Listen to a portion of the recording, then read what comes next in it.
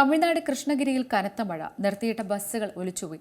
മഴയിൽ Pochampally police station മുങ്ങി.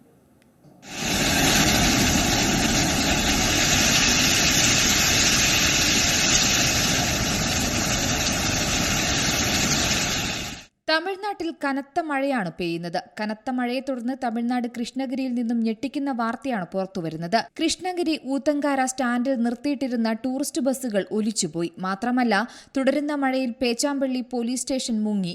24 മണിക്കൂറിനിടെ 503 മില്ലിമീറ്റർ മഴയാണ് ഇവിടെ പെയ്തിറങ്ങിയത്. മുൻകാലങ്ങളെ അപേക്ഷിച്ച് റെക്കോർഡ് മഴയാണ് പെയ്തത്. റോഡുകളും താഴ്ന്ന പ്രദേശങ്ങളെല്ലാം വെള്ളത്തിനടിയിലാണ്.